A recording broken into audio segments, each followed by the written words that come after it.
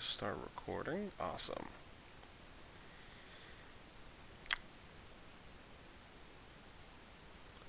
Okay. Very nice. Very nice. So we have. Oh, that's pretty cool. We got about 25.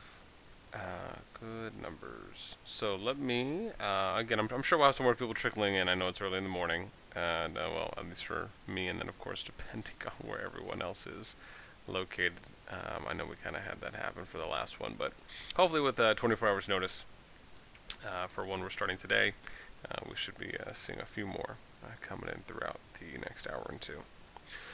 So let me just start off with first off, appreciate everyone tuning in, being here with us today for the Tuesday Town Hall. So a couple things we're just going to start off with, and then of course we'll get into the kind of meat of it all, if you will. And that's just going to be talking about some of the new changes you're seeing on the server, as we're going to be doing a little bit of a server update. NoYes has been helping me out with that.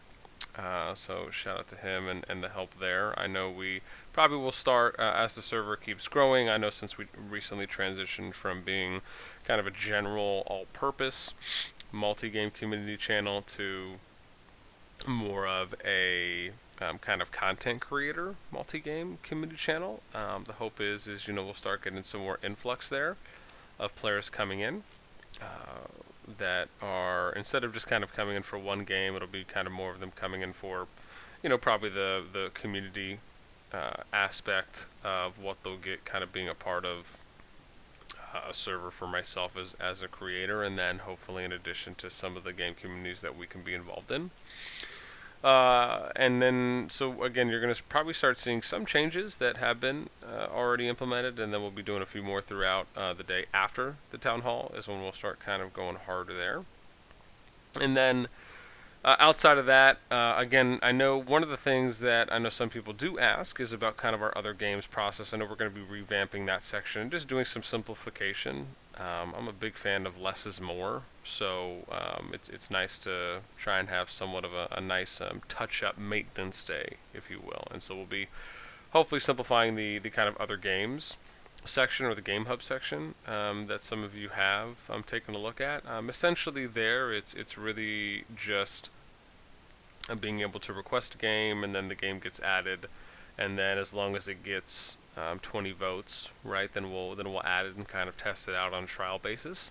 And it can be any game that anyone suggests. I know our community has always kind of been a little bit more of kind of more kingdom builder oriented, kind of in there as far as when we started. But again, anything can be suggested. I think at one point in time we were kind of trying to think what we were doing before. God, I can't remember another game that we had on here. Oh yeah, I think we were doing something like we had something going for Brave Conquest at one time, which I think was an IGG game, and then we had some tank game. I want to say it at some point too as well, but hopefully now with doing some of the upgrades and server maintenance, it should be going a little more smoother in the future. And that kind of covers the other games process. And again, there's details there that's in the Read First channel in the Game Hub for anyone that is interested in kind of looking at how that works from start to finish in order to get something added. And outside of that, again, even though that sounded, I'm sure, pretty short, that pretty much concludes the first two big parts of what's going to be happening today, and then again the additional information there. And now we're kind of getting to the bigger portion, which is the Infinity Kingdom section, which I imagine most people are tuning in for. Now, with that, we'll go over just kind of a quick overview for where we're at currently at the moment. And let me see here. I'm always forgetting if I need to do another. Oh, I do. Lovely. Okay. So let's look real quick at, as I have to take a look. And again, I will be paying attention to the community chat too as well. Let me see here. Drink some water. Pause. Coffee helps. Yeah. No, exactly. Let me do this real quick. Is tuning into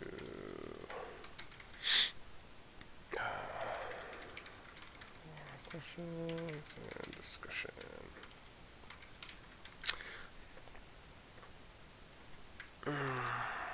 Okay. Great. So we'll just do that, and I think I'm good now. Okay, great. So let's see where we're at as far as member-wise goes on the... I think I just have to go to jump chat for that. Okay. So let's see. We have 61 online right now. And then let's just do some quick number adds. So we're at 223 right now. Cool. So 223, and I think, let me see what we posted for the last announcement, which was wherever my stuff is here. Okay. So last announce we had was yesterday. What did we say? 219. Okay, awesome. So we got about, what did I say? 223. So we got about +4 there in the past 12 hours or so, 11 hours. But again, so I imagine it's probably going to be a slow climb at the moment, because we kind of already did our bulk mass messaging, and that was pretty much done already. I want to say we wrapped that up a couple days ago. So again, right now it's really just us kind of waiting for new servers to come out, and then obviously we'll keep promoting and messaging players in those servers as the coming days, and we'll probably wait anywhere about 3 to 6 days until a new server is out before we start messaging people, because I'm sure that could come off poorly if we start doing that on day one, especially as a new server has started. But as far as the actual kind of overall marketing and advertising of the group, I think that's been going fantastic, especially from what we did in the Server 8 project. And so I think with that in mind, the good thing there is to try and look at what the numbers look like now. I know in SA we had about, I want to say it was 70, 80, 85, somewhere like that.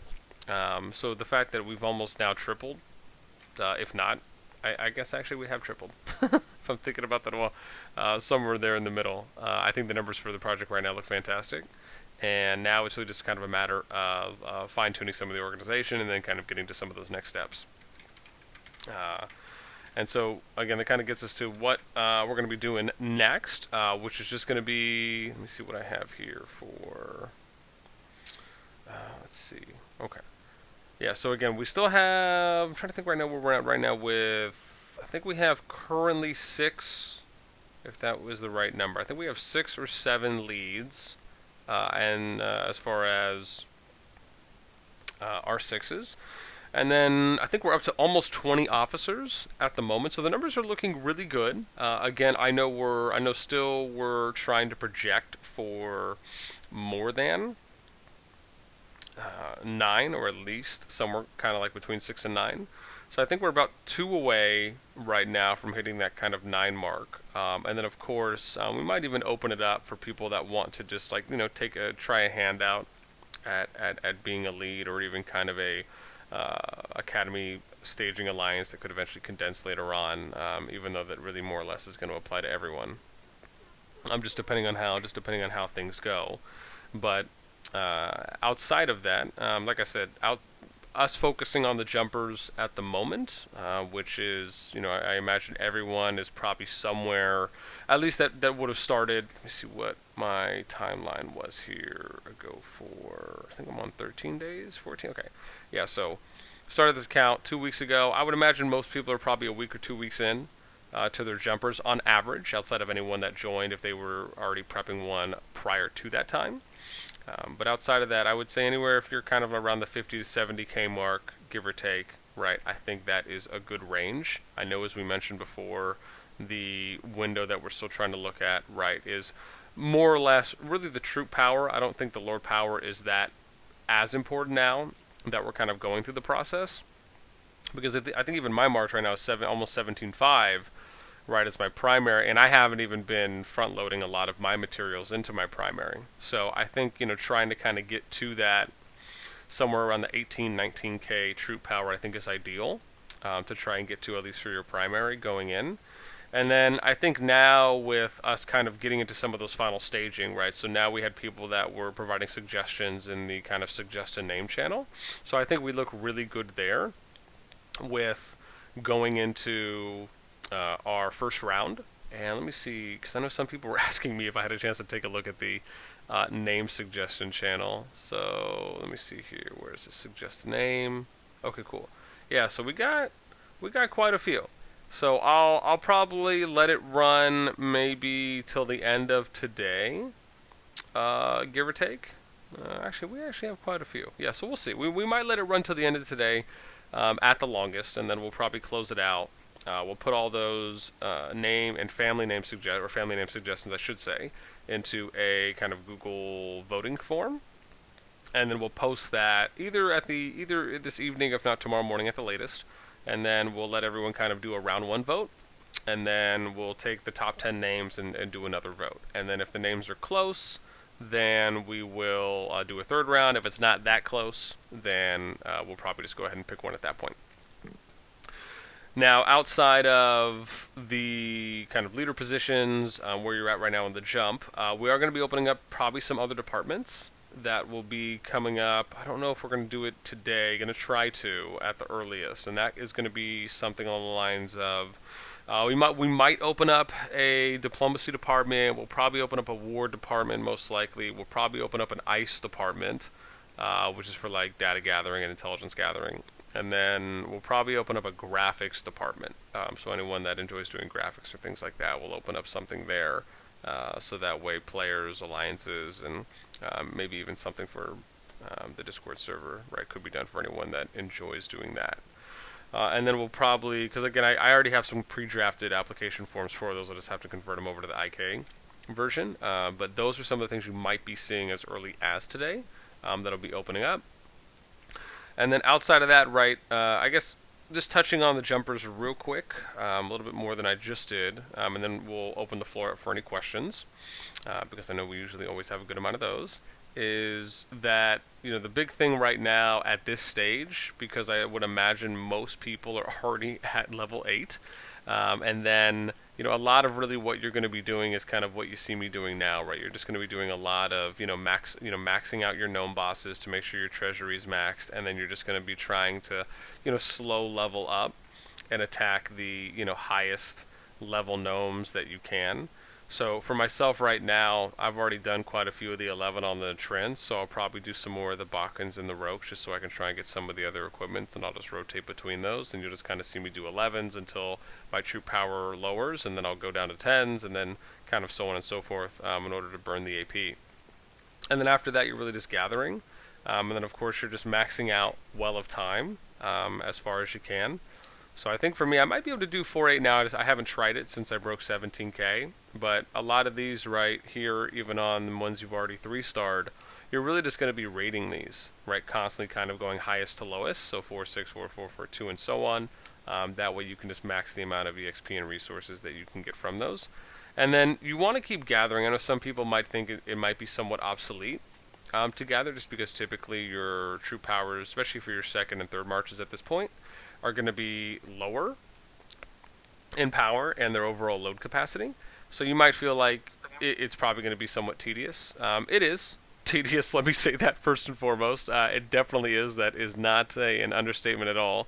But it will help you get your growth achievement, along with doing like the market trick for those of you guys who have been doing that, where you'll just purchase purple gem, you'll purchase immortal shards from the market for your soul crystals, or your purple gems as I call them, and then you can just keep doing your refreshing. So like right, I knew I was going to be training troops. Like right now I'm at 759, right? That's because like I'll just delete like 40 or 50k troops at a time for the ones that are not in my primary march, and then I'll just keep training constantly. Right, obviously you can't really do a lot of research, advanced summons, right? You can kind of slowly work your way there. But buying items in the market, right, that's something you can do consistently, and I'll briefly show that here, just to kind of give you guys an idea of, for some people that just might not be too familiar with that process, because it is something that can really help you just build up your Lord EXP and advance a lot faster. And so the idea is that when you go in here, right, so for me, right, I have my purples that I'm focusing on, and then I'll lock, so like all my epics I lock, and then whatever my primary marches I lock, and then I pretty much have everything unlocked at this point. And then I'll just do the one click. I just feel like it makes it easier for me to do it that way. And then what I'll do, right, because I don't know how many purple gems I have at the moment, but just to give you an example, right, so I'll come here. I'll probably leave this up because it's going to be 3 hours to refresh. There's a chance I could probably get Merlin. But let's just say if these ones were purples, right, I would buy Aminator, Bryn. I'd buy all these if they were purples. And then because I need Bryn for my primary water, right, I would then go back to the Alchemy Lab. And then I would dismantle the Aminator and then John Henry. And then I would come back to the market and purchase more, right? And then if I need to refresh, I'll refresh. And then I'll purchase more for purples. I'll go back and dismantle, come back to the market, purchase more, dismantle again. And that's a really good way to make sure that you're maximizing the buys because you get 100% return or recycling value on those at the moment. So it's a great way just to really, like I said, boost up that growth achievement for the market purchase because you also get gold for that, which is fantastic. And it is one of the other ways that you can get gold, which at this point for your jumper, right, you're really going to be putting all of that into your dragon. For the most part, and then anytime you're doing any of your immortal grade boosts, so if you're doing any of these ones, right, where you're boosting them up, these are going to cost gold too as well. And then the last thing, like I said, outside, for those of you guys who might not be familiar with like dismantling your troops, right, this is how I do it because I'm really focusing on Bowman and Cav for my primary water, but I'll come in here, right, and I'll just go like, I'll just do like 15k or something like that, right, and then I'll click dismiss. I'll delete. Primarily, I'm really doing it for my Spearmen and my Shieldmen because those are the two troop types that I'm not utilizing right now in my primary march. So just something to consider, right? And then producing fortifications, you can see I just got a fortification achievement there. So I'll do the same thing with fortifications. I'll just keep front loading, right? And if I really wanted to, I mean, I could split these up. My idea was I'll just front load one and then just delete like 20k or something like that. Or 50k because I think I can do 120, right? So I'll just keep deleting fortifications. I'll keep building those. That's going to help you get more growth achievements. That'll help you, again, increase your lore level, which is going to let you dive down farther into the development tree. So again, all of those things are really good to do.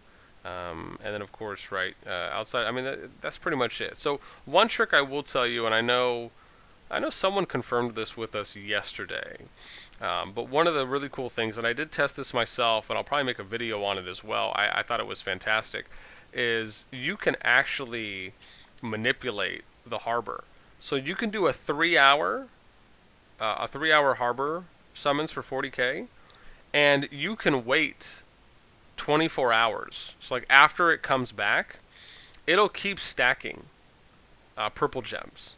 So you can pay 40k for this, do the 3 hours, you can wait 12 to 24 hours and then claim it, and you will get more purple gems back than the standard 3-hour sale.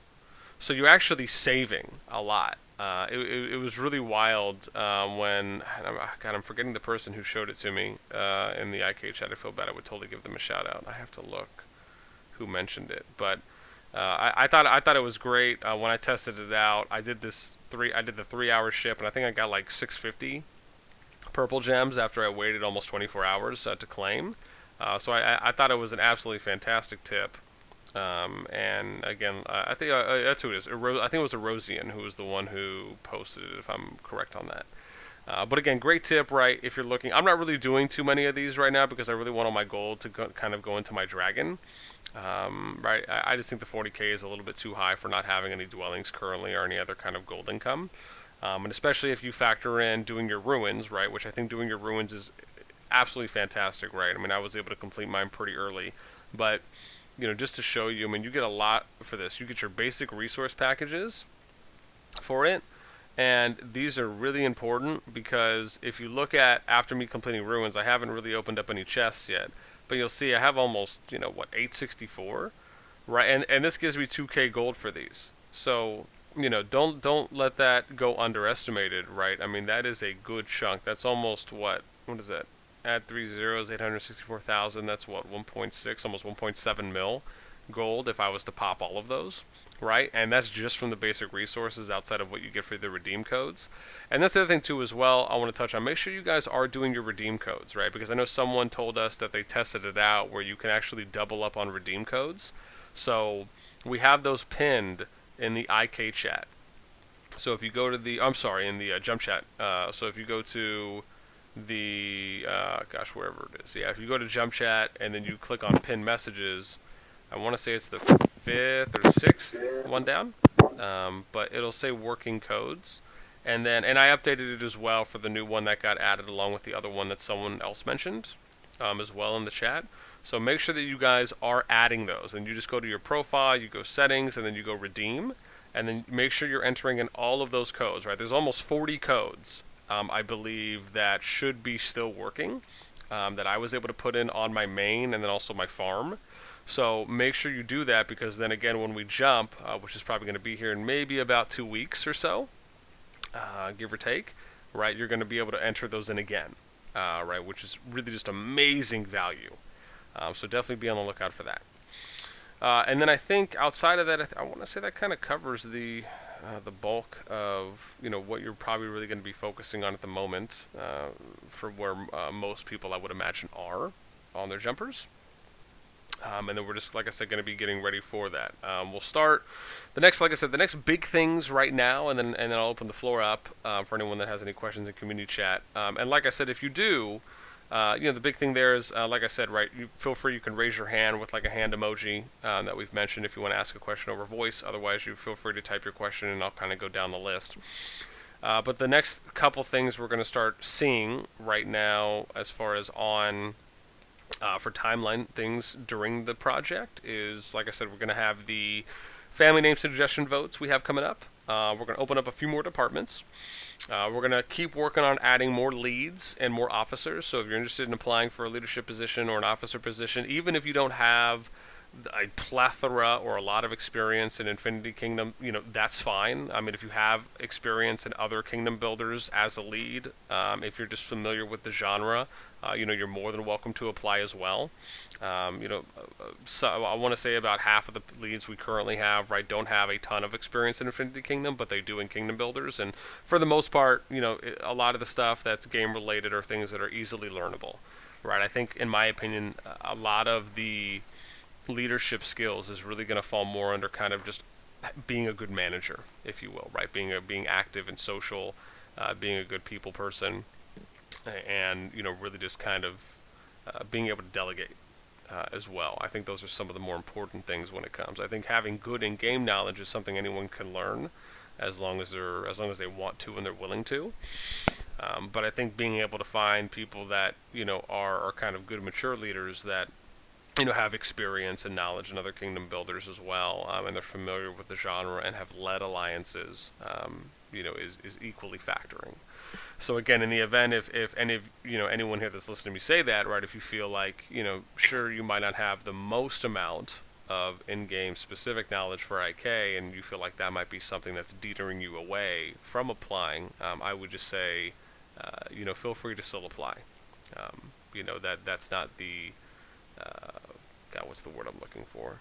It's not like a crushing deficit, if you will, to where we wouldn't consider you.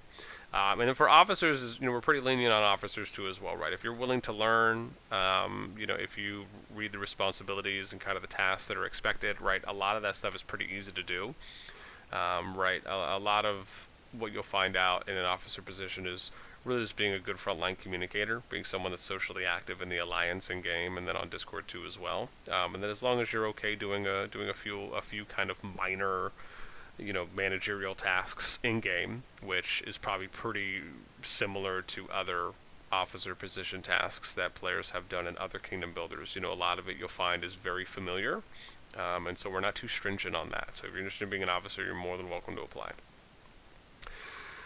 Let me see here. Let's see if so I think we're pretty good then right there with that. So let me go ahead and I just want to check and make sure I didn't miss anything.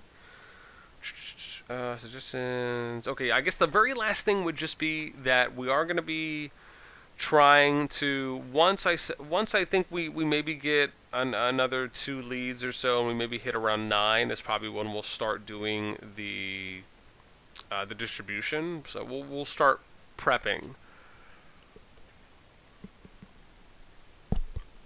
Excuse me. Gosh, what would it be without a midday yawn from me? But eventually, what we'll do is we're probably, as far as the player distribution goes, right. The next big thing here is that if you are a solo player, then you don't really have to worry too much because we'll just kind of assign you randomly. If you're someone that has a friend, or if you're in a small group, then we'll make an announcement letting people know to let us know that prior to us doing the assortment. So we'll probably start with doing officers first, and then we'll mainly so the officers have an opportunity to kind of get to know their leads. They can start kind of strategizing, kind of formulating a game plan prior to going into the kingdom. So we'll probably do that a few days ahead of time before we then open it up for the player distribution. But we'll make sure we ask people to let us know. So if you have like I said, if you have a group or a friend and you guys want to stick together, we'll definitely do our best we can to accommodate that. And then I think that's probably the last big thing as far as what we have upcoming for timeline-wise. So again, I'm going to go ahead and open the floor now. So if anyone has any questions that you want to ask at all, and it can be anything related with the exception of what my social is or where I live, as far as address-wise goes. But you can do that in community chat. So if anyone has a question, again, you can do a little hand raise emoji if you want, if you'd like to voice your question. Otherwise, if you want to type it out, you can do that, and we'll kind of go through it one by one and answer anything someone has. Sandshrew, what's up? Go ahead. Hey boss, can you listen to me? Yeah, no, we hear you good. Go ahead. Okay, so last the community town hall you said that it's not really worth to make a jumper if you don't invest at least 2 weeks into the jumper account before jumping. You said that it's better to make a new account. But in the last few days I tried to make a mini jumper account. So I made an account on server on Kingdom number 7. I got all of the codes, all of the Chronicle rewards, and just leveled a little bit and jumped into the Kingdom number 32. And I think it's kind of worth it to make this, even if you just prep for 2 or 3 days just to get the codes, and then you make the jump. So it's kind of good if you teach this to the new jumpers that don't have the 2 or 3 weeks prep time, that they can make this mini jump count. I think it's good. You get a lot of green gems if you do that. And that's it. Oh gosh, no, thanks for sharing. Yeah, I think I think even if it's like a farm account, for example, and you just kind of want to get your farm account to a head start, I think that's a good opportunity as well. I think someone had mentioned to us that the Chronicle opening delay since the new update.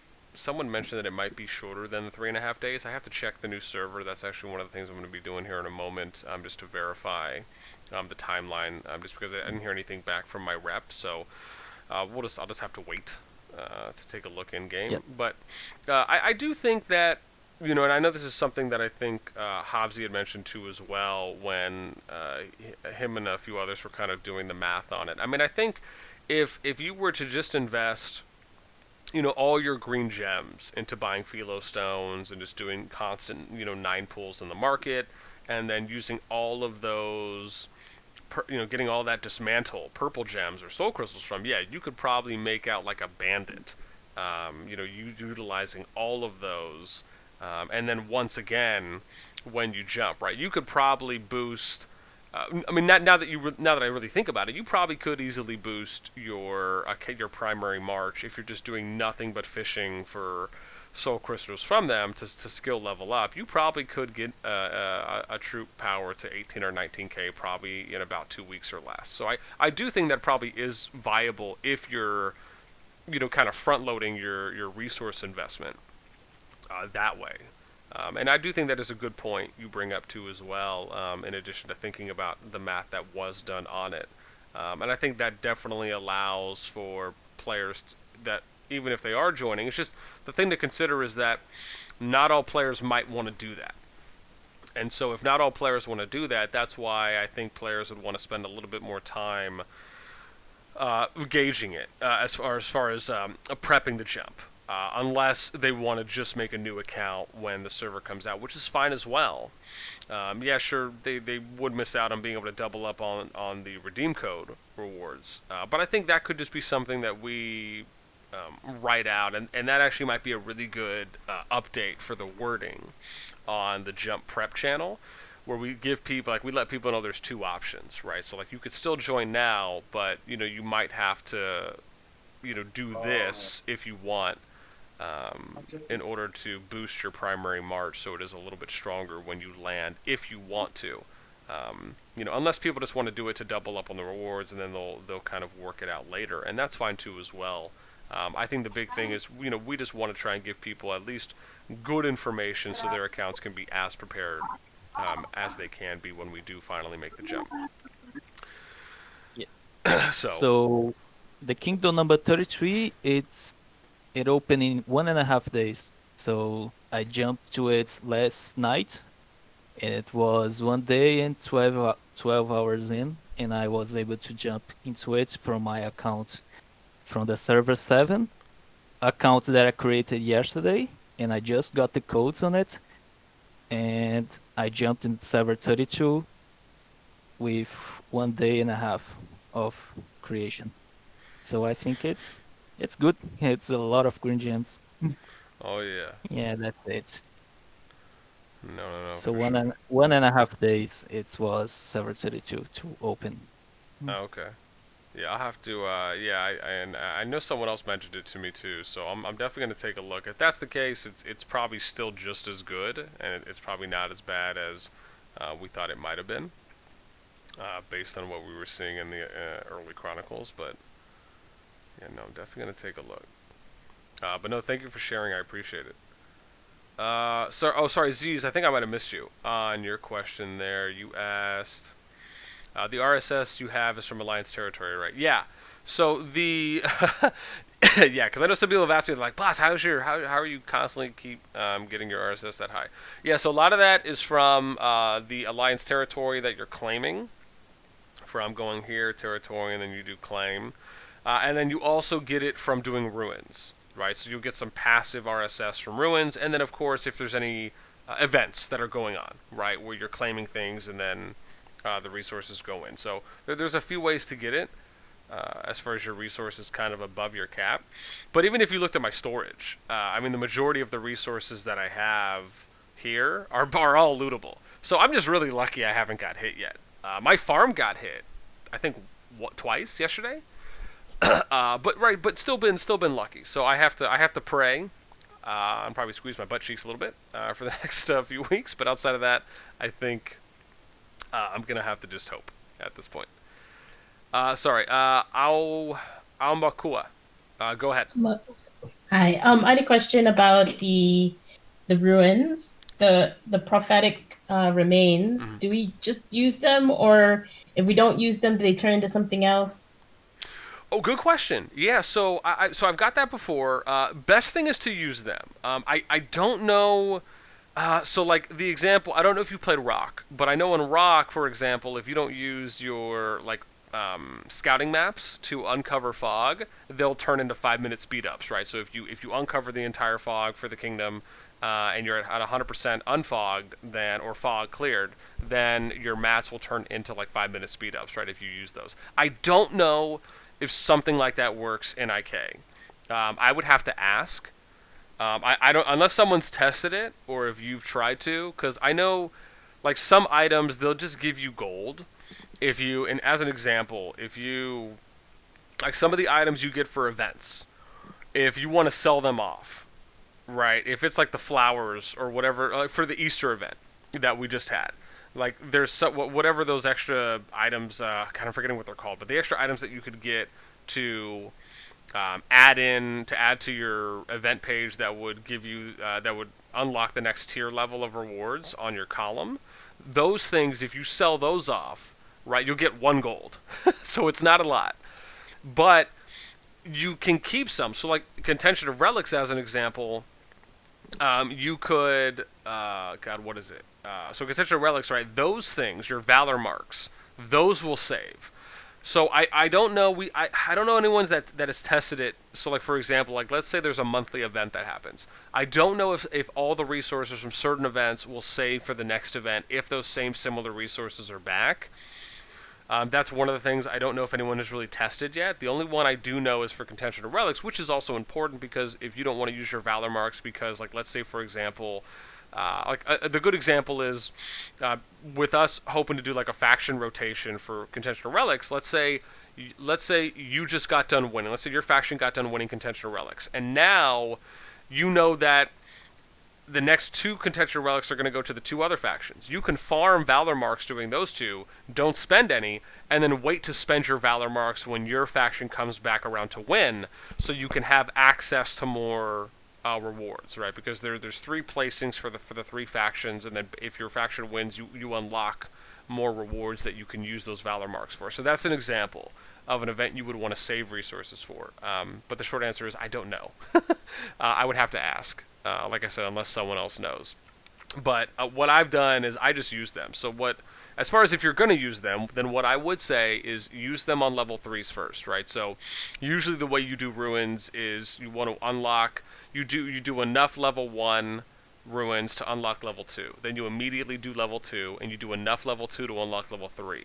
And then you can start using all of those kind of free ruin clears on the level 3s. And then eventually, when you clear all level 3, because you get those free ruin clears from level 2 and level 3 ruins. Eventually, after you clear level 3, you'll only have level 2 ruins left. So then it's okay if you want to use those on level 2s. But that's kind of the order. You go 1, 2, 3, and then you do all 3s, all 2s, all 1. So that way you'll get the kind of best rewards top down. Thank you. Oh, of course. No, I appreciate you asking. Sorry, Filthy asked, hey, BN, we have talked some in the past. We have, but I just migrated to SA today from S15.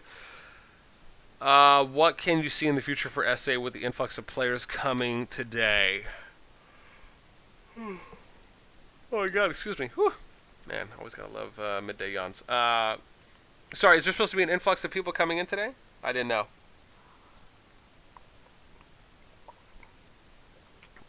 You said also a while ago you mentioned in a PM there was a way to fight whale players but never explained. Can you explain it a little more in detail? So the first part there is, like I said, I don't really know anything about SA right now. The last thing I heard, because I haven't even logged into that account, the last thing I heard is there was more people leaving SA after what happened in the kill event, and I know the server looked like it was going into kind of more of like a Mega Alliance styled structured server. So I know when people asked me if they should migrate there, I just told them like, look, my recommendation, would be to go into the server first with a test account, see how things are. But I'm not usually a fan of going into servers that are kind of already projecting to go in somewhat of a Mega Alliance style structured server, just because they're typically kind of already going down that path of becoming top heavy, which means that this is really just the standard way that most servers typically operate, right? Unless you're actually applying some form of management to them, you're just going to run into the challenge of right, if you're a player that wants to compete in events, which a lot of players like to participate in Kingdom-wide and Alliance versus Alliance events, and when those come up, it's going to be difficult for you or for your alliance, depending on who you join, right, if you're not the number 1 or number 2 alliance, right, to where you're going to kind of get this sense of fulfillment, right, where you're going to win, or have a chance to winning, a chance of winning, right, or just placing well enough, depending on your perspective of what you consider good enough. So those are some things to consider when you kind of go into those types of kingdoms. And then, you also have to think about, which for me, this is the big thing, is that, when, and I just want to briefly touch on it, because I don't want to dive too far into it, because I've already covered it a few other times elsewhere, is, when we went into S8, the idea was, we wanted to build the server a certain way. And typically, when you go in with any kind of a decent-sized group, most of the time, in a kingdom builder, right? Usually the bigger group is the one that typically has the bigger hand when it comes into kind of dictating policy and, you know, managing the kingdom, if you will. And hopefully those people are good at managing and kind of doing their job. And hopefully they are also looking out for what's in the best interest of the players, right? Not just themselves as leaders, and not just their officer team, and not just their alliances. You know, but they're also looking out for all the players of the kingdom, regardless if they're a part of their family alliance or not. That's my hope for when most people go into a server. Sometimes it doesn't always work out that way, as I'm sure some of you know if you've played other kingdom builders, and I'm sure many of you probably have your own experiences and stories that you could tell on very interesting situations that have played out. But that's usually the big thing for me there. As far as to answer that question, and the best thing is like I said, just, you know, go into a server, make an account there, ask some people. And the thing is, don't just ask leaders, right? You have to understand that as leaders, right, and as officers, they're probably going to, you know, puff the server up to an extent, because they would rather you come and increase overall activity than tell you, no, this server is shite, don't go. Most of the time, I should say, that is probably what would happen. So that's why I recommend, you know, when you go, if you're going to go around and ask, always do your due diligence, right? If I was going to move to a server, I would ask leaders, I would ask officers, and I would message some players there. I would message players that are near the bottom of the leaderboard, maybe a couple at the middle, and then maybe a couple at the top, right, as long as they're not officers or leads. And then I would ask them, hey, you know, how has the server been? Has it been pretty stable, right? Have rules or things like that been consistent, or have things changed? If so, why? Really take time to vet a server out. Even though you guys might, even though I'm sure some people saw me doing, migration recruitment videos, right? That was one of the most important things I always told people to do. Right? Because even if you're just watching a migration video, those videos are advertisements, right? Even when I'm making them, right? The purpose of it is to make everything sound good and great. And at the time, of course, when the video was made, I think when I made 2 of them, right, they were. But it doesn't mean that obviously things can't change. And like I said, it's just always good to go in and do a little bit of research, right? Do a little bit of vetting on your own, because you want to make sure that, because for some people, right, even if like even if you look at Rock, right, it costs a good amount of passports to migrate an account, and it takes a while to farm those. And there's other resources you could utilize in your alliance shop rather than purchasing passports, right? If you don't want to buy them, pay money for them. So it's important that you make sure where you're going to take your account to is a place that you're going to be happy at, and you're going to keep playing your account at. Right, because you don't want to have to sit there and keep purchasing passports over and over again, right? Unless you absolutely have to, and it's just a worst case scenario. But usually, if you have an opportunity to migrate somewhere, right, and you're not in a situation where you just need to get out of Dodge. Some people are in those situations where they just need to migrate out, and then they're just gonna go somewhere for now, right? And then they'll farm more passports to kind of do their next jump, right, to their ideal home state. But then other people, right, who are in an okay server, but they just want to migrate out for whatever reason, right, those players, probably should take a little bit more extra care and time to find a good new home, because they might not be in a rush. And then the second part, sorry, Filthy, you asked, you said about a way of fighting whales. So, yeah, I mean, we've touched on this a little bit before, but usually the easiest way to really do that, as far as countering whales, is, the thing is, keep in mind, you have to have some players in the server where their primary march is close to the power of a whale's second march, or above the power of a second march, right? That's one of the more important things, and you have to have a few people that do have those, right? And the big reason why is because you can take advantage of timings.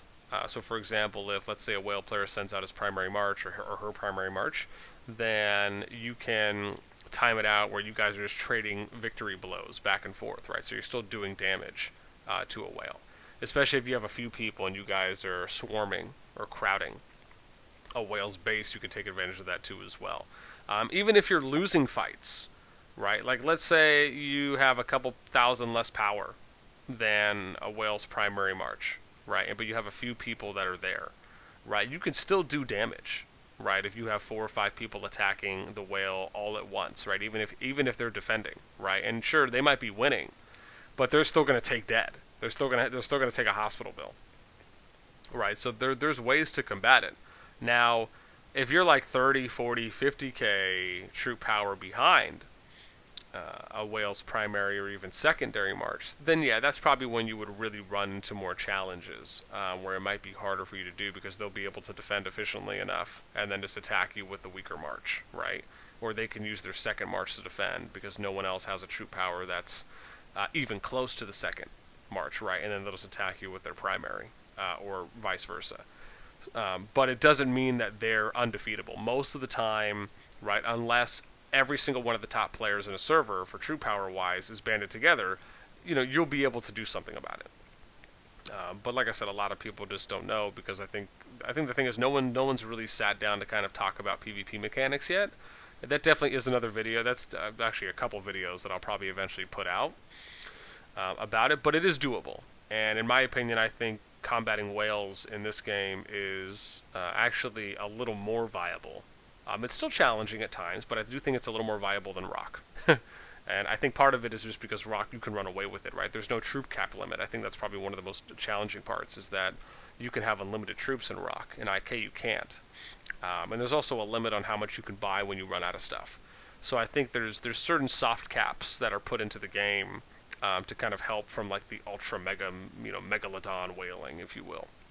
And that's actually one of the things that really attracted me to IK.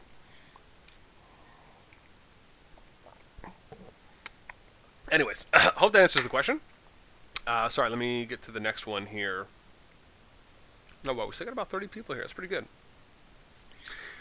Oh, sorry, let me do this, and... oh, God, I have to attack something else, don't I? Sorry, what was the next one here? We said... Pepsi, sorry if I'm late. When do we plan to jump? Today, Pepsi, so be ready. No, I'm just joking. We're not jumping today. Yeah, no. It's probably going to be, like I said, somewhere end of April. I want to average out maybe 2 weeks, give or take. Like I said, the big thing right now, and this is the reason why I don't really want to rush, is because I want to make sure that we have an opportunity to get as many leader positions filled as we can. The more, the better. And then, of course, we have a good officer team set up. I want to get like the name, family name situation picked out, a few more departments added.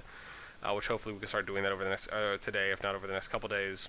And then after that, we need to do kind of officer assortment for the leads, and we want to make sure everyone has enough time. I need to write out like some guidelines and things like that, and post some templates that I have for the leads and the officers. So some of those things I'm planning to do today, and then. Right, that's the big thing, right? I think the most important thing when we have a group of this size, which at the moment is the largest jumper group, I think, that IK has seen so far, which is probably, and then I also need to post another recruitment video for the jumper project, so that might actually get us a little bit more influx too. But I think the big thing is there's just a lot of potential right now in this group. I think we have a lot of good players. I think we have a lot of people that are really wanting to actually convert with us when we do jump to the final server, and I think the size of the group is fantastic that we have. I really wasn't expecting to kind of get 200 plus, but the fact that we have, I think, is awesome. As I mentioned before, right, hands off to the recruitment team that was helping me out with sending in-game messages and also posting ads. Having a good team around you, I think, is very underrated. Because there's just so much more that you can do when you do have a good team of people that want to contribute. They're passionate. They take the initiative. So obviously a big shout out to them for helping out. And I'm sure we're going to get more of that too as well as time goes on. I think a testament just to, again, how many people are hearing the voice call, wanting to tune in and listen to the town hall, wanting to be a little bit more engaged into the project is awesome to see as well. And I'm sure the numbers are going to keep growing. I'm sure we'll probably do some other times that we'll test out throughout the day. Throughout the upcoming meeting days, as far as for different times that might allow for us to get a higher maximum or a higher peak amount of people listening in. And I think with doing some of the server updates and things like that too as well, I think that'll be good in the long run. But sorry, without getting too far off track, yeah. So probably I would say about 2 weeks is my estimate, give or take, as long as some of these things fall in line. Then that's kind of my plus or minus right now. But like I said, I think the most important thing is that all the players that we have here, right? They're expecting not only myself but the team that we're putting in place to give to make good decisions for the group. And if it's something that takes a few extra days or an extra week or something, right? As long as it ensures that we're going to be in a better position, I don't think there's a problem with that. I think most people here do understand that, and they're looking forward to when we do finally jump. Even if people are getting a little antsy, I think that happens when you're kind of limiting yourself at a certain progression point. I think a lot of the time it's just a matter of putting yourself in the right frame of mind. Right, and I think for myself, it's just it's knowing every day I'm saving all the AP I'm saving all my SP items, and I'm just max doing everything, to be that much farther ahead when we do finally land. Right, that's the exciting part for me. Not necessarily that I'm stuck at Castle 8. So like I said, I think a matter of it is just putting yourself in a good mental space. And then of course, yeah, dude, work out, hit the punching bag, go for a run. Even if you play other games while you're waiting to kind of pass the time, watch a bunch of anime, binge watch your new favorite TV show, whatever it may be. So sorry, let me see here. Wolfish asked, oh, oopsies, I don't think I can do that anymore, right? Oh, I have to go down to 10. Ah, what a sad, disgusting life. Okay. Sorry, Wolfish asked, speaking of server jumping for extra gems, do we know if we can buy extra jumps and farm green gems from older servers we won't be playing on and use the novice? Oh, sorry, I think someone answered you already. But yeah, no, you can only use it once.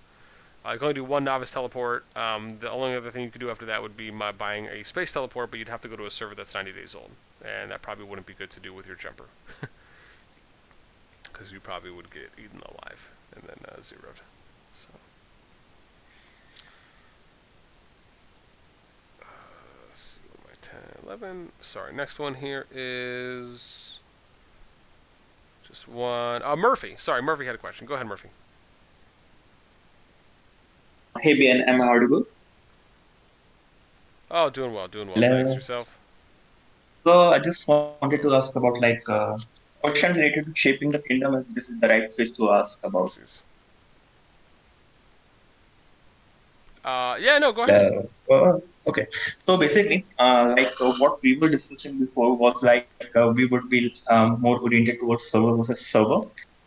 But right now, what I was thinking about is if you have played ROK, when we used to jump, we used to plan out we're gonna take this shrine or altars. So definitely we have cities over here, and probably we will plan out what cities we're gonna focus on. So basically, what I was asking is when we plan out a certain city and we jump, or a group jumps, there would be definitely some disputes. So I was asking if we are going for more aggressive approach till we reach the end game and taking over the cities which we want, or we will be negotiating with other people, giving up the cities we want and rather going for the one which are leftover or whatever we can call it. So mostly it was about we know that we're gonna be more peaceful kind of kingdom, not attacking, not going for much more PvP. But at earlier phase we might be more aggressive towards the goal which we want or we want to obtain.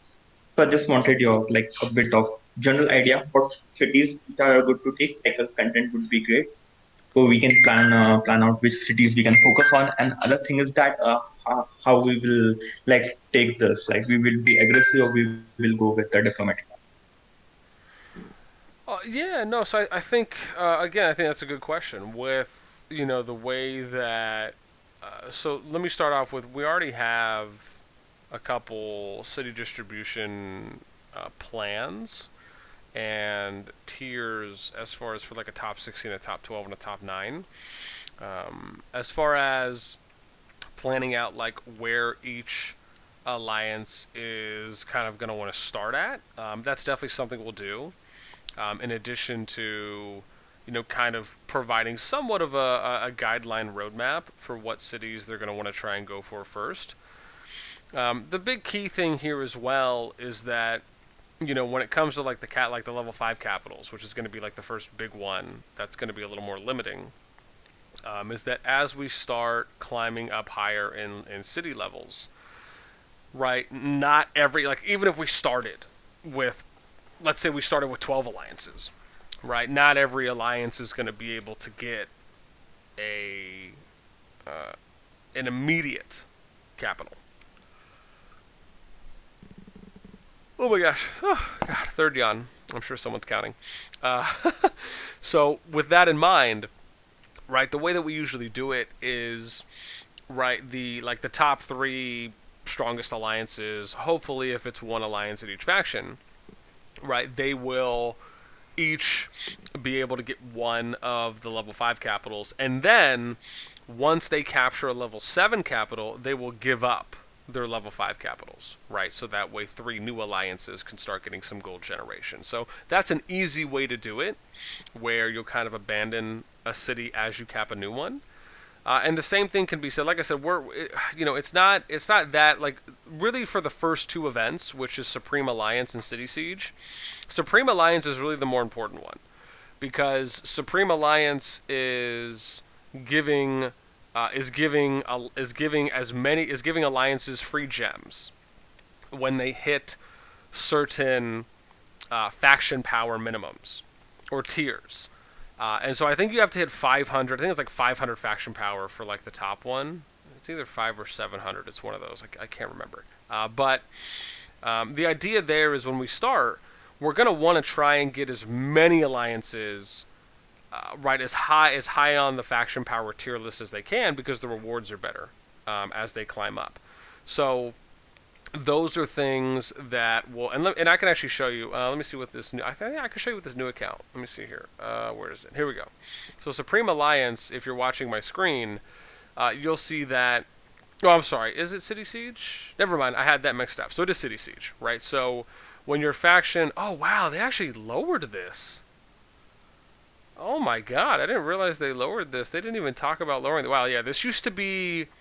Wow, they lowered this a lot. Oh my God. That's actually pretty good. They're actually going to give away... Wow, they're actually allowing for players to get more gems now at lower tier thresholds. Yeah, before, this was 500. I think the max was 500 or 700 faction power that you had to reach to get... to get the... Oh my gosh. What am I trying to say here? To get the 3,000 gems. So now that they've lowered it to 350, I think that's a lot more attainable now. But the idea is we would want to try and get as many alliances, right, as high on this tier list as possible, because these are free gems that every member of your alliance will get. And then, right, so I think this runs for 2 weeks, because I think the server is about 3 days old right now. And then you have Supreme Alliance, which runs 3 weeks. And this is, just ranking you based on your overall faction power. So this is something we can kind of manipulate if we really want to, where we can say, like, as an example, like this, something we did in S8 is we did it where the alliances that didn't win or that didn't reach 300, like the top faction power list, we let those alliances take first place and like second place in Supreme Alliance, and then the alliances that won, that were able to reach the highest faction power tier, they took like 3, 4, 5, right? Just so like the gem payouts would kind of average out. Now we did that because, everyone in the alliances at the time when we started, they were all on board. Like, we were doing it for server health, for server stability. We didn't care about winning the best rewards all the time. That wasn't the point of it. The point of it was to work on developing a good, healthy server, right, where all the players could benefit from it. So that might be something we may consider doing as well. This time around, I'm sure it would probably be easier too with the amount of alliances we have. But that is one example of something you can do. And now that obviously it's easier, you're probably going to have a lot more alliances that are going to be able to hit that 350 faction power tier. So, who knows if we'll do that this time around, or maybe a variation of it. But anyways, that just to kind of show you that, that's how that event looks. So I think with Oh, sorry. Where was I looking now? So yeah. So as far as the city distribution goes, like I said, we'll draft up kind of a pre-plan for the first couple cities.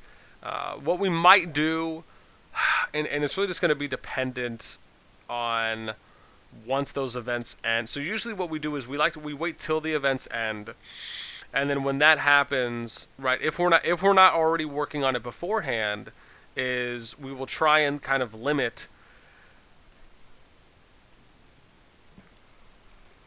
Oh my gosh, gotta love yawns. So we'll limit. It's going to be a meme for me, I'm sure, at one point. We will limit the amount of cities that alliances can capture, right? So what we did in S8 is after the Supreme Alliance event finished 3 weeks in, we just started working on every alliance having 5 cities, and that was something we talked about before, right? Where that's kind of the end game goal. If we're going to have the top 16, each having 5 cities. Now, if that number lowers, and let's say we just lose a little bit more activity than we anticipated, then we can go down to like a top 12, for example, right? Or a top 14. Right, so we can adjust it. But we're going to start out looking to give the top 16 alliance. Now, again, more than 16 alliances are going to have cities off the bat because there's, I think, 20 plus level 1 cities. So unless people are doubling up, there's a chance you're going to have more than 16 alliances that have cities or faction power. But over time, we will work on that. That's probably going to happen somewhere around the 2 to 3 week mark, I would imagine, where we'll really start kind of fine-tuning and consolidating to the top 16 alliances, and that'll also come in the form of alliances that are outside of the top 16, right? They can kind of merge. So that's an option too as well. Like I said, I just think having more than 16 alliances, I mean, 16 is already a high number, right? And I think having more than 16 alliances is probably somewhat, I don't know, it might be somewhat challenging. Now, there's a couple ways you can do it. You could just say that the top 16 or top 12 alliances will have level 2 cities and up, and then you can leave level 1 cities for any of the other alliances that want to cap them, right? That's a strategy you can do too, if you kind of, want to give, I guess for lack of a better example, right? You kind of want to like give a dog a bone, so to speak, but you like when you want to give the alliances something, even if they're outside of the top 16. But the challenge is that it's just one city. Right, and they might want more than one city. So, the understanding is you're not going to please everyone, but you're going to try and come up with a system that is able to benefit the majority and the core of the server. Because like we've talked about, you're going to lose players no matter what. It's really just a matter of how well can you retain as many players as possible. So like I said, we'll formulate that, but those are kind of 2 ways to go about it, right? You go with your standard top 16 distribution, after some of those big events finish. And then, or, you cap it off where you just kind of like leave level 1 cities off, and then you just kind of focus level 2 and up. But that would probably take a little bit of revamping on the city distribution list I know I came up with. Sorry, let me see if there's any other questions here. I'm still scrolling too as well. Murphy, Durstone says, is it worth buying only if you want to spend green gems? Sure. Let me see. Pack your everyone, it's time. Pack your backpack. Sorry, let me see here. Pepsi Light said, Boss, I think we should ask who is going to spend a lot so we can set up equal alliances.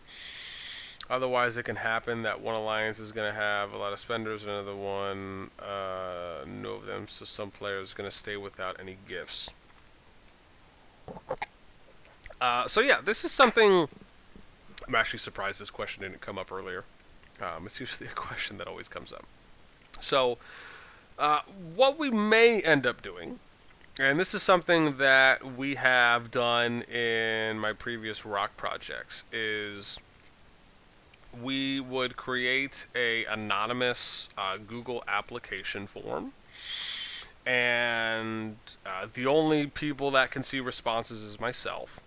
And what we would do is we would tell players, if you're going to spend money, or you're planning to spend money, then, just let us know kind of what tier level you're planning to spend. We would give an example of like, you're going to spend, $10 to $50 a month, You're going to spend 51 to $100 a month, right? 100 to 200, 200 to 500. Like, you know, we would give a good amount of options so we can really have a better appropriate gauge of what people are planning to spend.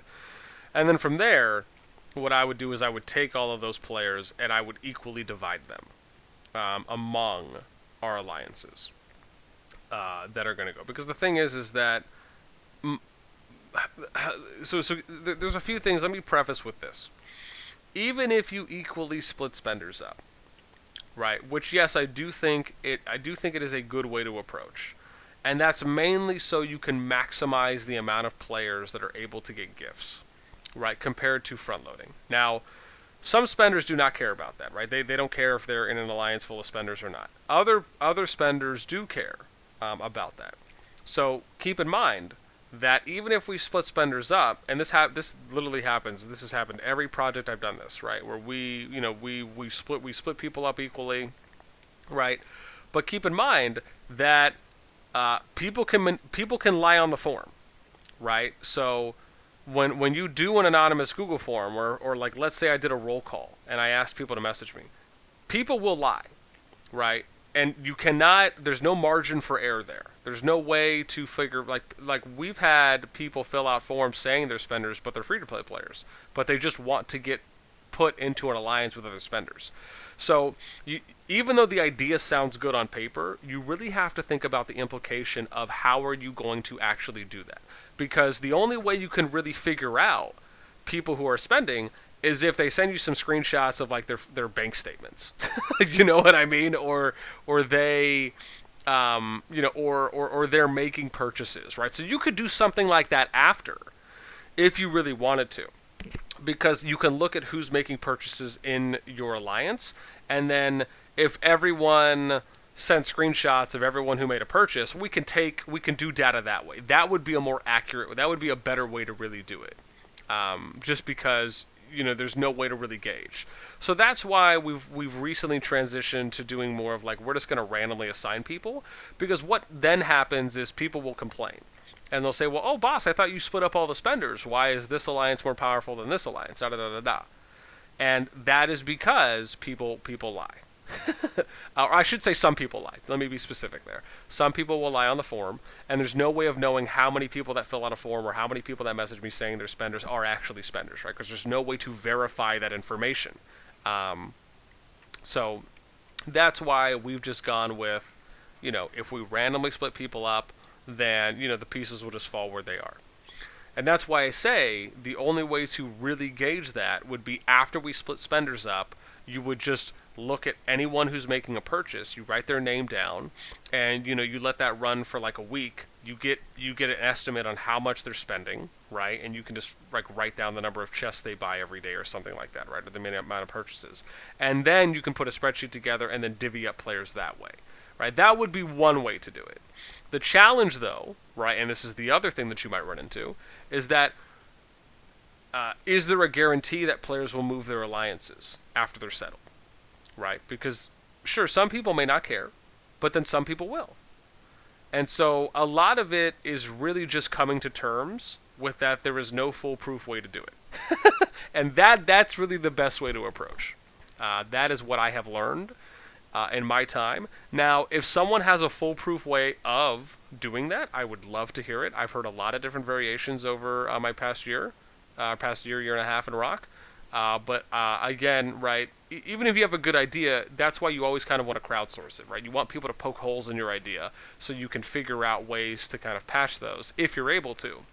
But out of every way I've thought about it, right, that is really the only way to really do it, right, is you would have to let everyone in your group know, like, look, this is what we're going to do.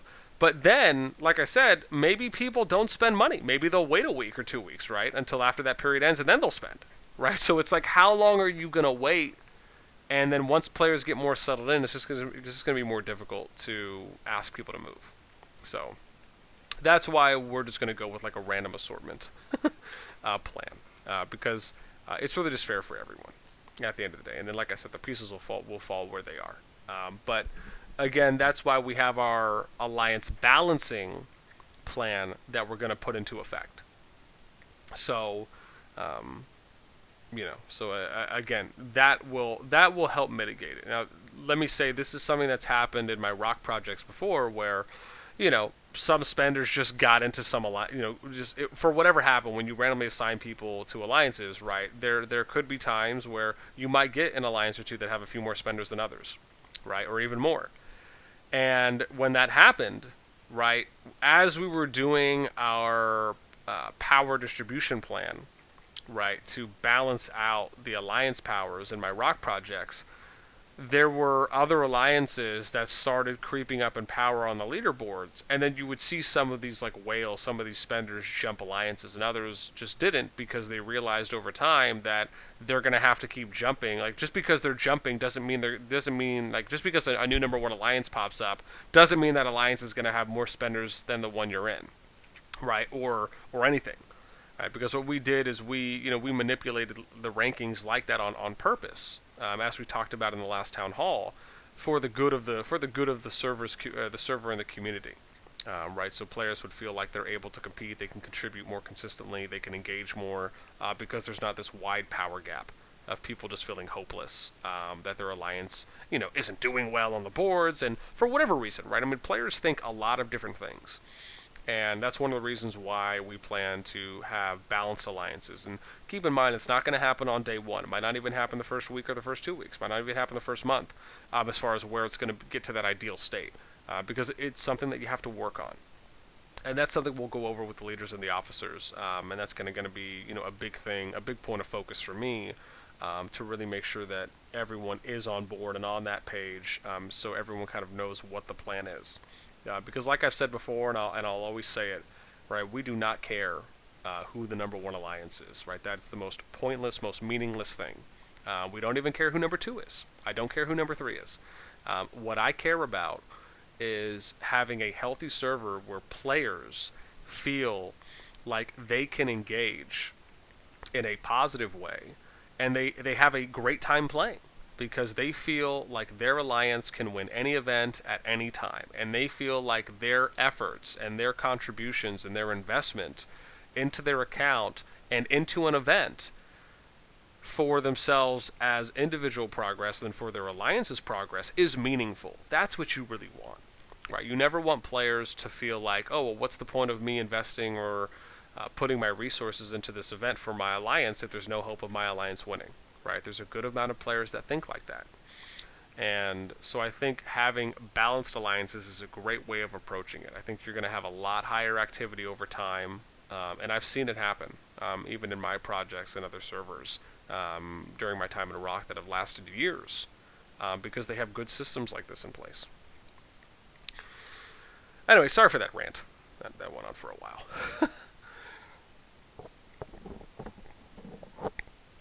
So let's see here. Someone had another question. Again, if you're just joining now, again, I'm answering questions right now in the community chat. If you have a question, you want to voice it, feel free to raise a hand. Otherwise, you can ask the question, and I'm just kind of going down the list and answering questions in community chat. Let's see here. Bacon asks, are we going to assign players to alliances, or do they just get to pick in game? Yeah, so we're going to randomly assign. Oh, sorry, someone already answered you. Cool. Fish said, my understanding of space teleports is that you can only use the novice space teleport to jump to a new server, which is less than 90 days. Kingdom, and this is automatically used on your first jump, so after you would have to wait until the server is 90 plus days. Yes, that is correct. Well, no, you can, like I said, you can jump again. You just have to jump to a server that's 90 days plus. Oh, sorry, I think that's what you said. Yeah, in that case, that's accurate. Let's see here. If anyone else had another question, I'm just scrolling down. Oh, Grayo said he missed my question. What? No, I didn't. I don't think so. You said immortal stats. What every stat is for. Oh, gosh, I wanted to say. I thought I had something here. Oh god, I'm gonna have to find it. There's a sheet someone posted on the Infinity Kingdom Discord that literally has a list of every stat of like every stat and like what it means. It was posted really early on, like maybe 2 months ago. So let me try and find it and because I think I told someone else about it as well. I just haven't been able to find the sheet the few times that I've looked, but it is on there. At least when I checked on it before. So, but yeah, I will try to make a conscious effort to track it down. Let me see here. What do we have next? Da, da, da, da. Okay, here we go.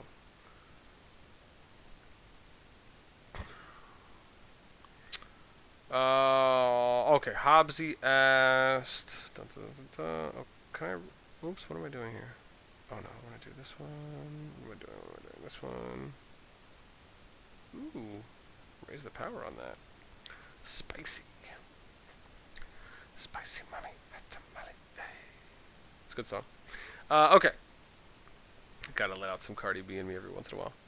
Hobbsy said, if we are coming in with 9+ alliances, a day. Sorry, if we're a day. Okay, sorry, you said day and a half. Sorry, what would our policy be towards other alliances outside the family? Granted, we can create the alliances beforehand, but there's a good chance they won't be popular initially without strong players moving there. Let's see.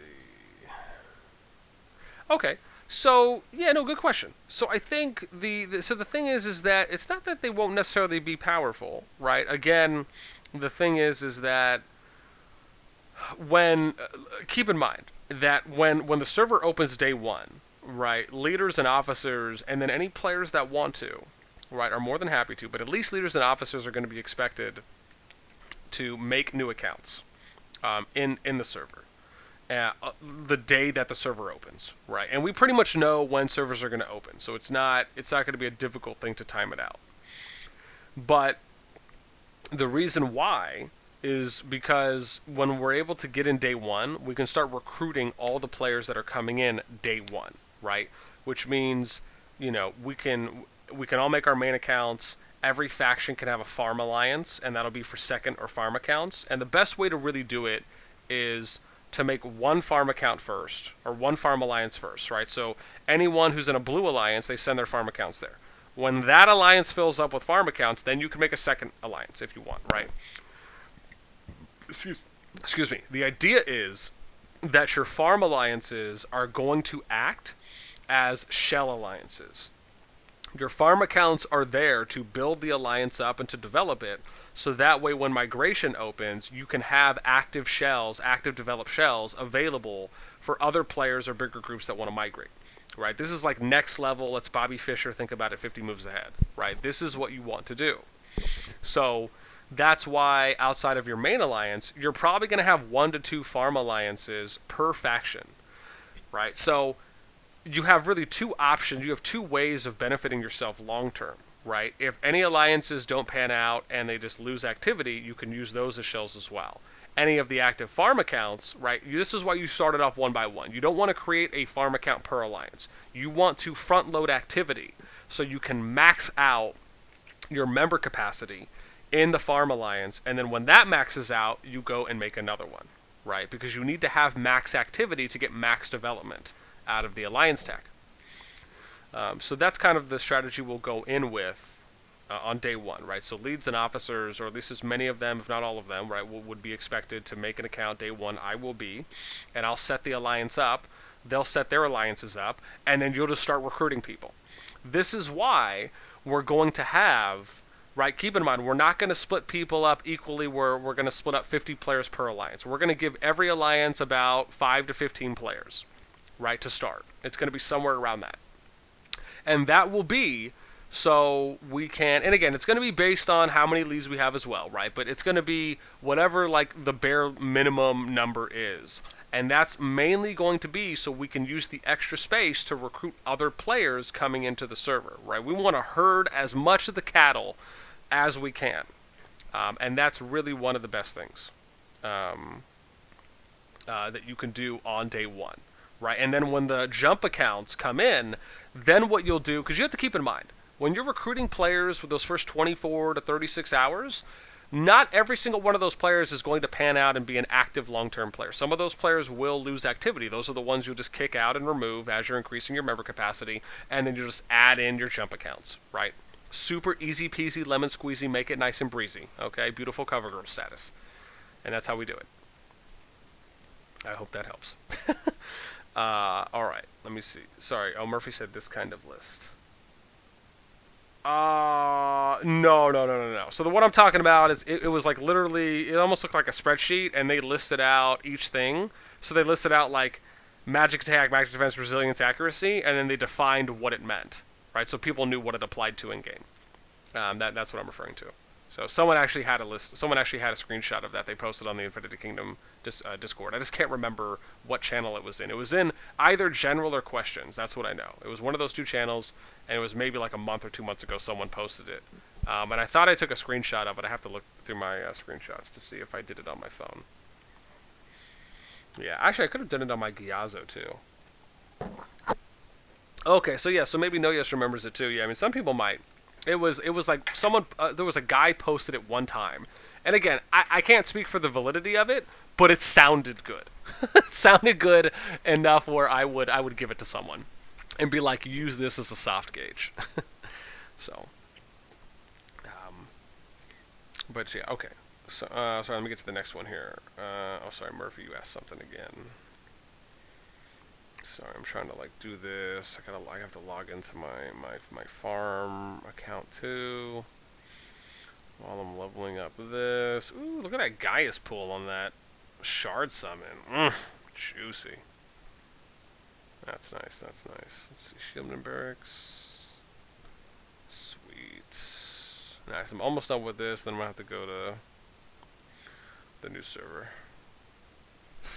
So you said, this is what I exactly asked about before. If we break it down, my question, we're planning SVS unless PvP, but on early game we have to go through an aggressive phase as well. We're aiming for endgame, but we are missing out how many people we might quit or get hate when we start taking their city. So, I mean, the thing is it just depends. Like I said, if we're really organized on day one, then, you know, we hopefully we'll put ourselves in a position where we don't have to take anyone's cities, right? Because we'll be the first ones that are there taking cities.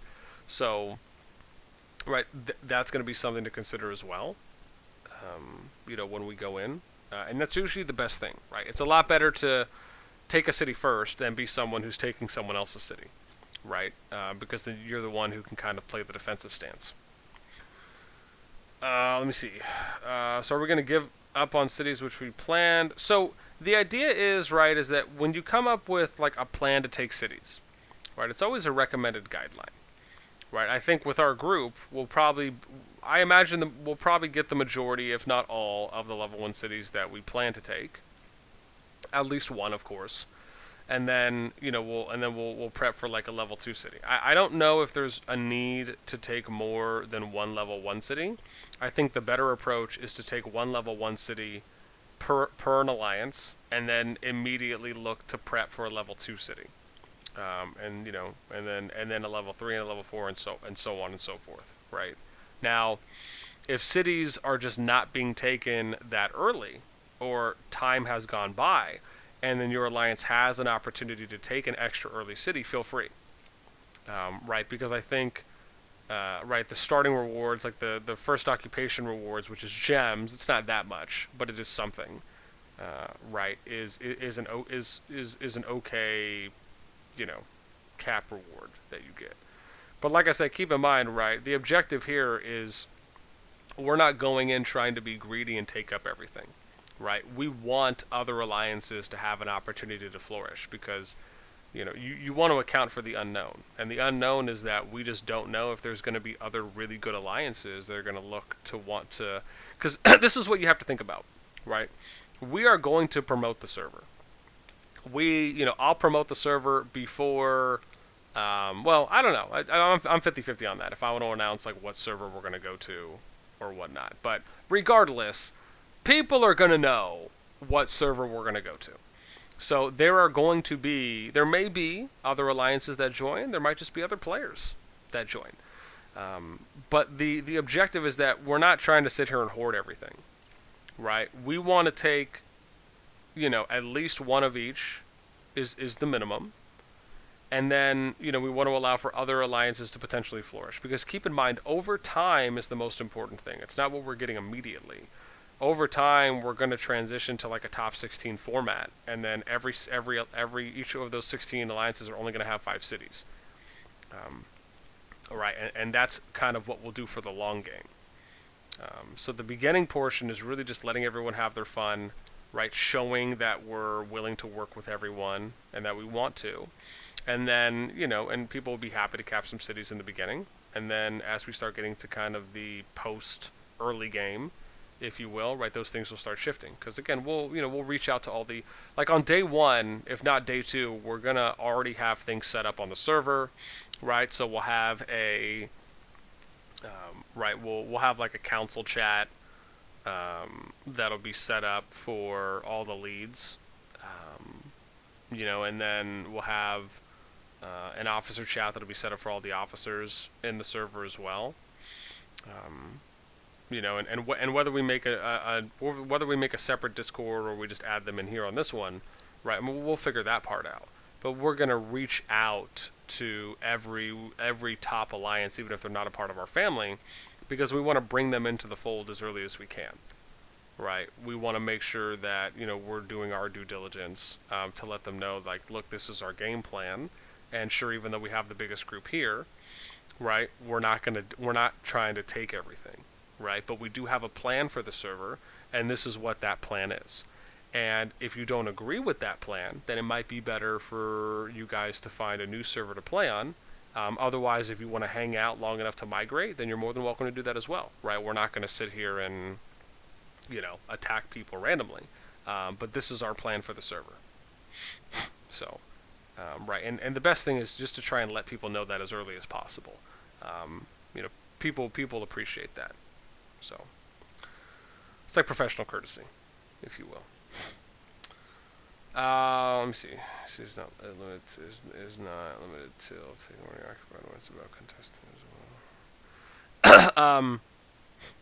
Yeah, so Murphy, in that situation, right, if this is the thing to keep in mind. If that happens, we have enough players, and we're going to have enough players in our family alliances to where we can support each other, right? That's another aspect of it as well. So if someone's going for a city siege, right, and we're coordinating that information, which we will be in our council and officer chat, and let's say let's say that an alliance or some alliances are trying to contest city captures, they're trying to like counter rage you while you guys are doing that, we will also set up a rapid response team, right? So like any of our top players that want to get in on any action that's happening, we'll have a separate Discord channel set up for them. So if something pops off or something happens, they'll be the first to know, right? And they'll be the first ones that can start get some early honor. They can go flex their stuff, right? Which will probably be any of our spenders or just high-powered players, right? And that's a great way to do it because you put together kind of a response team early on, day 1, right? And even though they know how we're planning, it's also nice for them because they'll be able to get some early action. Because the thing to keep in mind is not every single player is going to be on board. You're going to have some rebels, you're going to have some rogue players, but putting together a team early on and letting them know kind of what their goals are, what their task is, or their responsibilities are, right? They'll be happy to do that because they get to go and attack players early on. They'll get some honor, right, for anyone that decides that they want to do whatever they want, right? So there's ways that we can mitigate that and prepare for that if and when it does happen.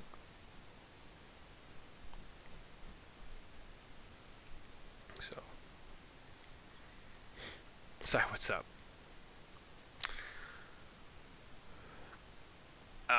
Will we be comprising city for city siege?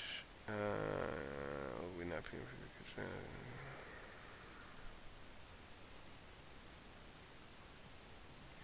Honor does transfer, so that's why we tell people if you have a farm account and you've been hitting your main since you started, right? Then you'll be able to already be ahead in honor a little bit. So yeah, man, farming honor early on is such a big thing if you're able to do it.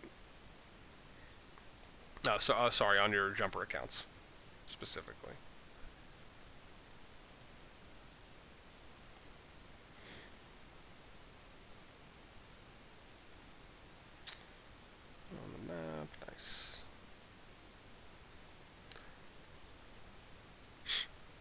So yeah, let me see where we're at right now. We're at about an hour and a half. Okay, cool. So I'll hang out for a little bit longer. But again, if you're just joining, if you guys have a question that hasn't been asked already, I'm actually going to try and timestamp this town hall as well, where I'll actually put like some of the title cards on it, so it'll have a list of like questions people asked, other things. I'm actually going to try and do that this time. I didn't have time last time, but usually I try and do that for the town halls because I know that helps players as well.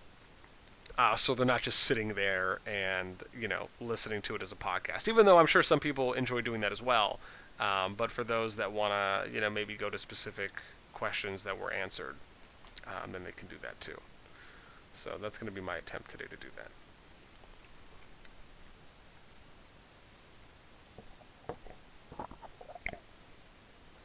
Okay.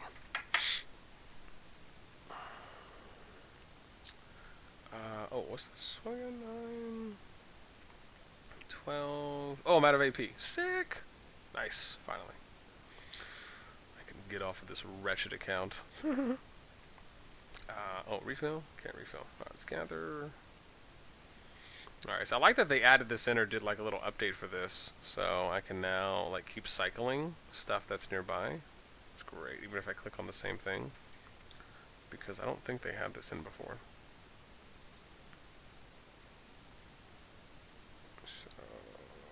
So, alright, cool. Let's go focus on our jumper. And let me load up my farm real quick.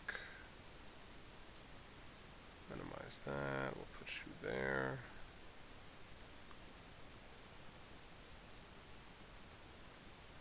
Oh, that's my farm. I think I'm okay. Oh, I didn't declare well at time. That's what I forgot to do. Oh, oh, sorry. Someone asked something else. Oh, sorry, Bacon. You asked what are next steps in this process? Oh, yeah. So, like I said, after name suggestions, then we're probably gonna do. God, let me think. Well, we'll do name suggestions, and then we're probably gonna do departments. We'll do some more department add-ons. We'll take some more apps for those, and then probably in the next couple days we'll start looking at officer distribution. So, and then maybe in about a week, week and a half, then we'll look at player distribution.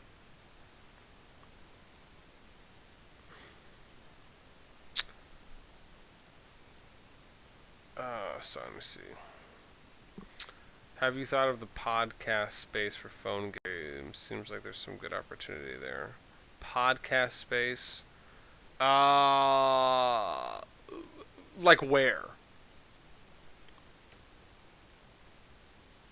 Like a specific...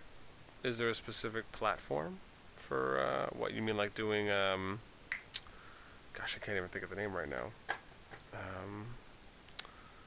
Of like the only...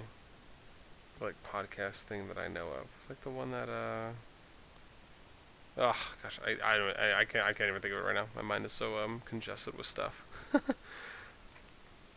But yeah, maybe. I mean, I think like with anything, it's good to build up a an audience first, and I think doing stuff on YouTube is fine. We might do something like that where we do like an Infinity Kingdom podcast show or something. That's something that we could do, where maybe for the game where we bring people on.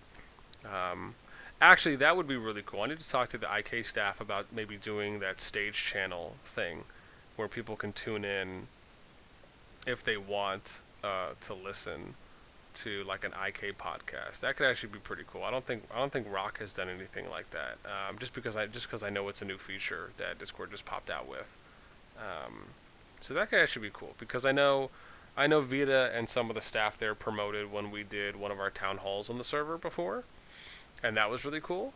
So yeah, maybe looking at taking advantage of the stage channel thing on the IK Discord. I'll have to ask them about that. I think that's something they'd be up for because I know I know they're really trying to get the community engaged a little bit more. So yeah, so I'll have to ask. I'll have to ask them and see what he thinks. See what they think.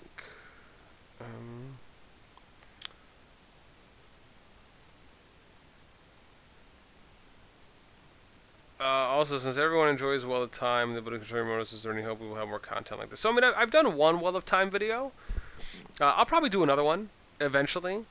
It's just, like as far as maybe doing certain stage clears, for some of the later bosses that are more like CC oriented, where you have to kind of like mix and match and use specific ones. So yeah, I might put out a few more videos on that eventually.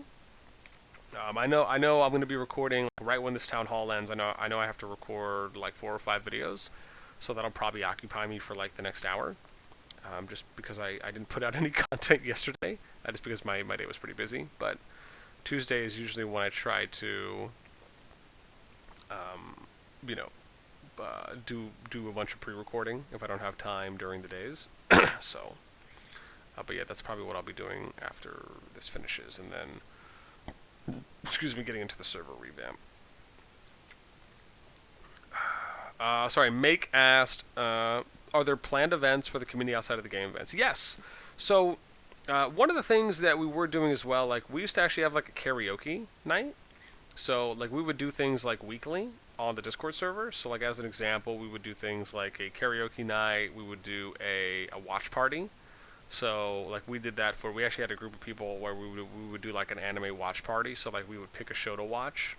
And then every week when it released, we would, like, just all watch it together on the Discord. And so people could just join in.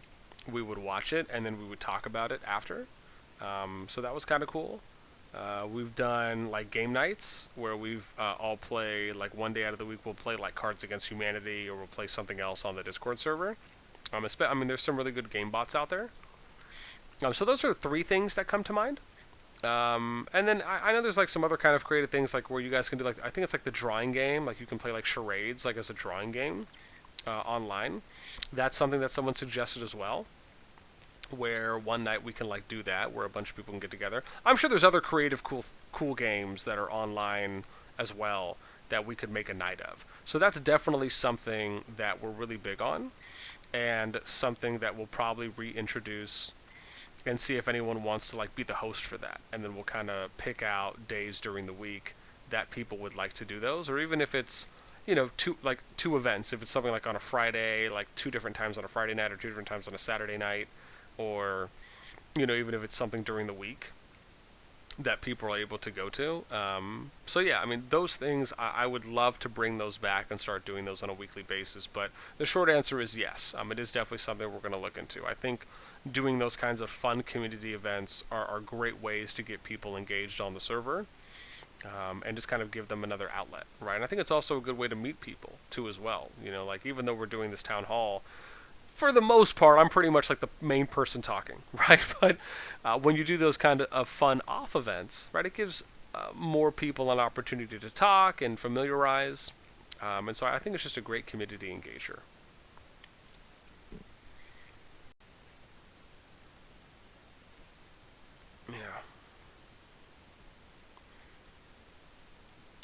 Yeah, Hobbs. Yeah, I mean, if you have, like, an idea for, like, a podcast site to use or utilize, I mean, I know I can do the same thing on YouTube if I just post a big video kind of as a podcast. But as far as being, like, on a dedicated site, I mean, if there's one you recommend, I haven't really looked into the podcast space recently.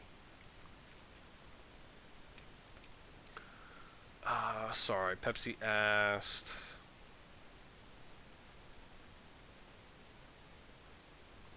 So no, Pepsi. I mean, I think so. Pepsi asked, as we have different time zones, I think it's a good idea to set a question of which time is most comfortable for players to have activity inside their game, so we can play on, like, city sieges and other things. So I don't think that's a bad idea. I think I think the challenge is, like, just in creating the workload. So, like, the thing to think about is that if we, right, we're never going to have enough players that are going to be able to accommodate every specific time zone. So, like, as an example, let's say that, let's say we do a tally, or we take a roll call for what time is the most active for players, right? And we split those players up accordingly. Keep in mind, it's only going to be 5 to 15 players per alliance. Right, and that's because you have to leave enough space open to herd in the traffic that's coming in. And you just don't know what active times those players are going to have, right? So that's one of the reasons why, you focus early on like the big family tech to keep increasing your player capacity. And then from there, right, you're just bringing in more active players. And you can do tests. Like, that's what we did, right? Is we would, or actually not even that. You can just ask your players individually, right? Like that's what we did in SA. So when we first started, I messaged every player in the alliance and I asked them, like, hey, can you let me know what time UTC Monday through Friday, right, where you have, or just, I'd ask them like every day during the week, like, just let me know Monday through Sunday, what UTC time on average, right, or at least where you feel you would be most of the time available for each of the days. And then we would just do a tally like that, right? Players would respond. And then, of course, you also know that the players that do respond, right, are the more serious players, right? And then people that don't respond, they're probably going to be inactive over a period of time, right? Or you can just remove them from the alliance. That's a good way to do a gauge.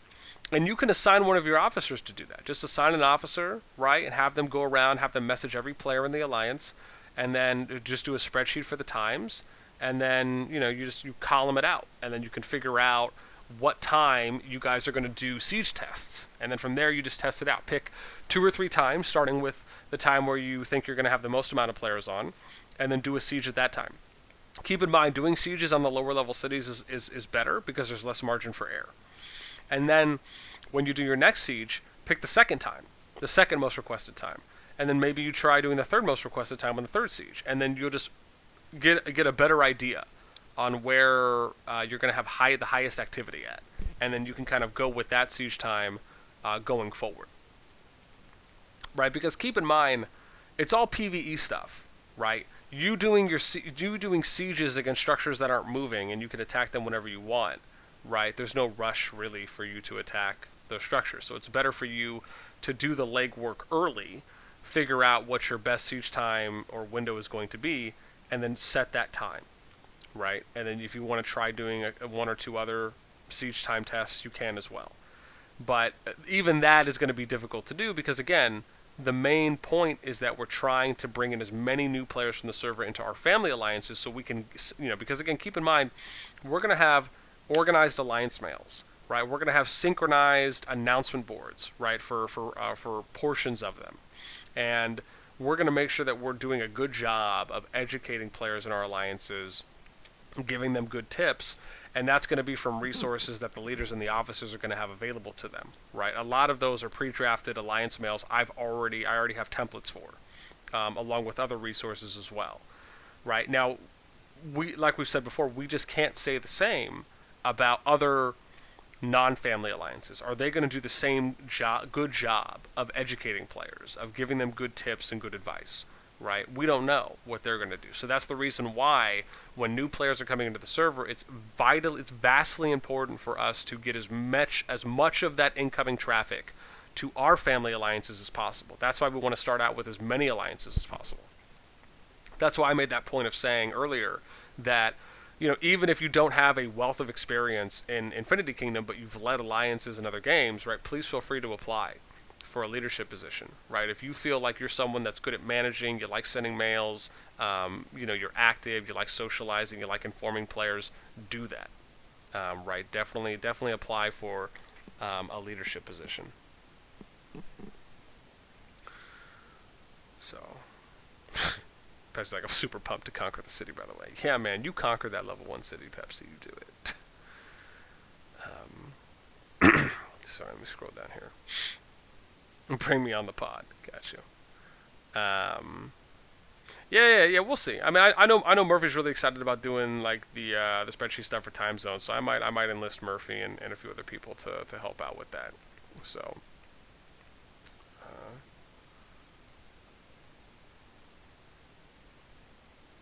Oh, the last event video. I know. Yeah, that was the day, Grayo. I didn't have time. I was just super busy. I know. I wish I did.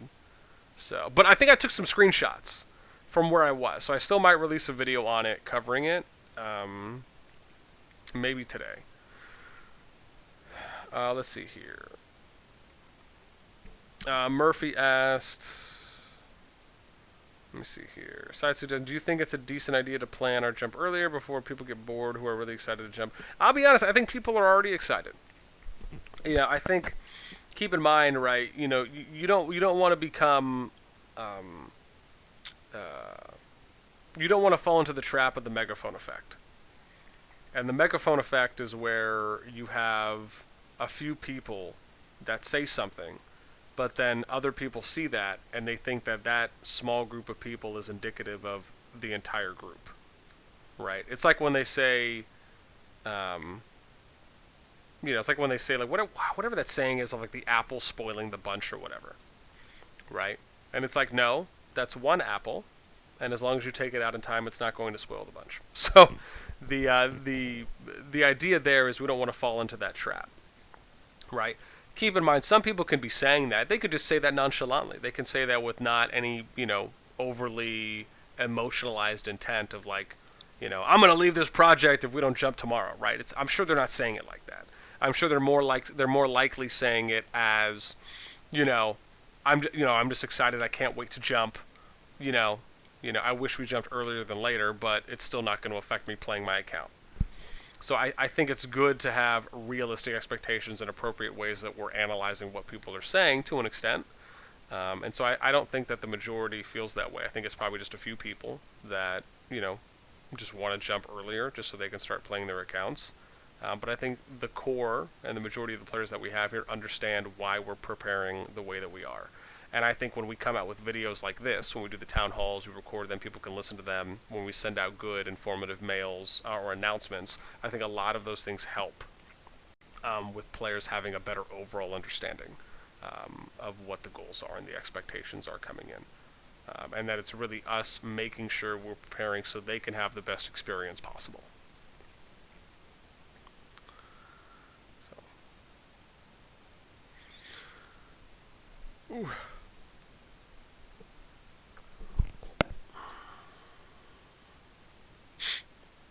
Yeah, I mean, I guess to the second point, Murphy, on like the other groups colliding. I mean, it could happen, but I'll be honest, I don't know any other groups that are our size. I'm pretty sure our group is the biggest right now, along with probably being historically at the moment the biggest group that's going to jump. So, and I think the thing is that I just don't think a lot of the Koreans and Chinese players have really got into IK yet. Right, I think we're still ahead of the curve, and I say that because there still is not a single kingdom or a single server that is Korean or Chinese dominated, right, or just Asian dominated, for lack of better words, that we've seen yet.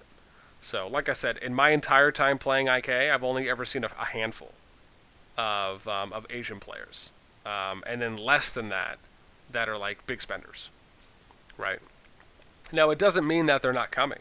It doesn't mean to say that there couldn't be a group that's prepping. I just think the percentages and the likelihood is extremely low, because we haven't seen it yet, and there's no current indications that, based on the trending so far, that they've kind of made the transition yet. I'm sure it's going to happen at some point, though. I can say that without a doubt.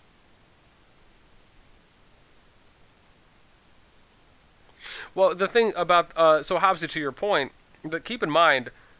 Right, people that want to prep jumpers is just one portion, right? What we did in S8 is no one made a jumper account in S8. Everyone just joined. We just prepped everyone, and everyone just made a new account on day one. That is going to be the other side of it, right? That's why we tell people they can join anytime. There's no rush, right? Whether you want to make a jumper or you don't, right? It's okay. You can do either or. That allows for us to tap into both sides.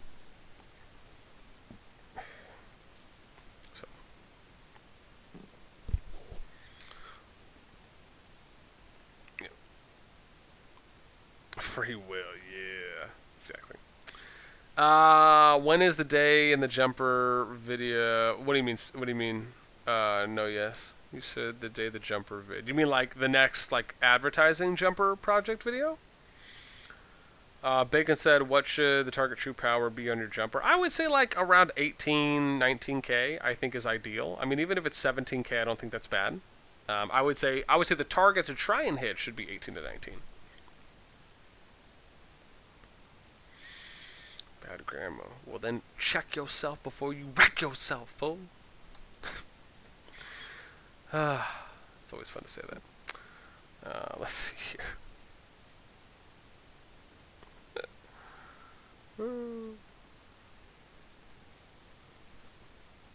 Yeah, need to hit that splendiferous grammar is what we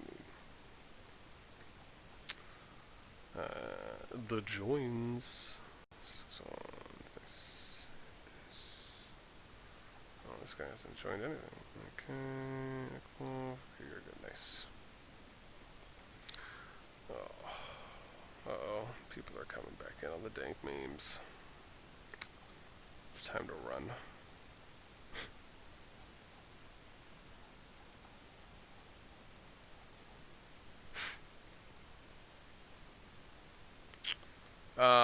When is the day in the life of owning a jumper group coming? Ah, gosh.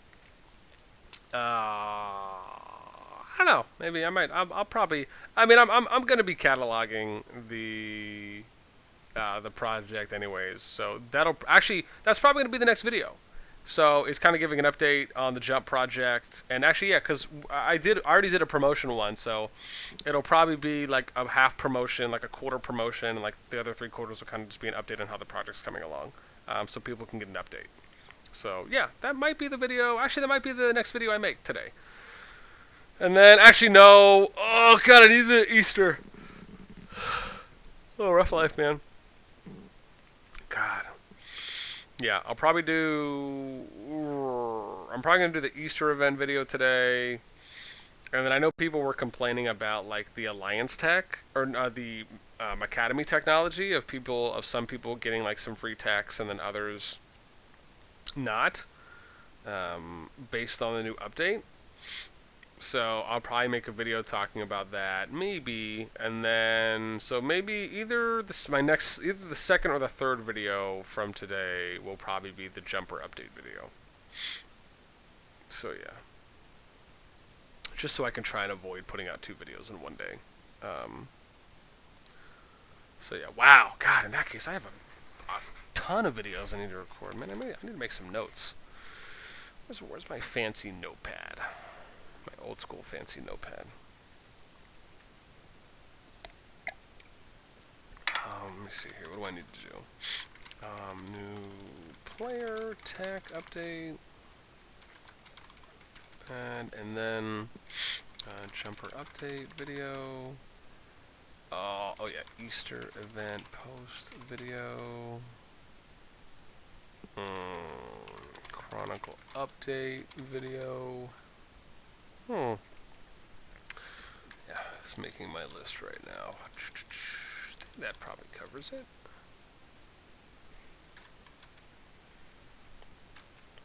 Oh yeah.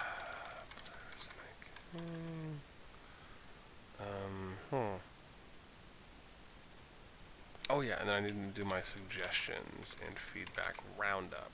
Round 2 video. Okay, cool. So I got some down. I think I need to make a channel on the Discord where people can just like suggest video ideas. That would be great. I'll probably do that. Anyways, what am I at right now? Because an hour 53. Okay, cool. So I think we're probably gonna stop here. Wow, I'm still surprised there's still 30 people in here. That's pretty awesome.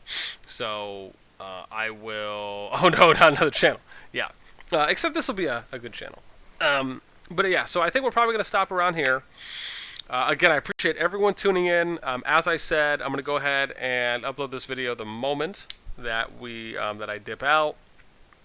And so I'll upload this today, and then I'll post it. We'll probably post it on like a meeting record channel. I know, yeah, because after that I have to. Oh, I'm going to record a couple more videos, and then I got to work on the server revamp. So I'll probably be busy for a little bit today, but hopefully this will kind of be the the one time where we can get a lot of that stuff done to save future legwork, which is always nice. But yeah, so like I said, guys, I appreciate everyone tuning in, guys and gals, of course. I appreciate everyone, regardless of what time it is where you're at. And I will try and get this town hall video up as soon as I can. And then I'll probably have another announcement post later today with just some more updates and things that we're going to have coming up. And then look forward to some more revamping of the server too. But that's it for me. I need to get out so I can go get some food and at least watch one anime show, and then of course get back to work. So I will catch everyone later. Please feel free to hang around if you'd like. You don't necessarily have to leave on my account, but I do just have to leave for time management purposes. And I will catch everyone later. Y'all have a good rest of your day. Again, whatever for whatever time it is.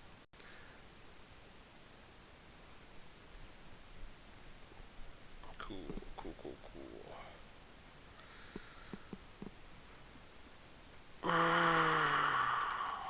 Peace.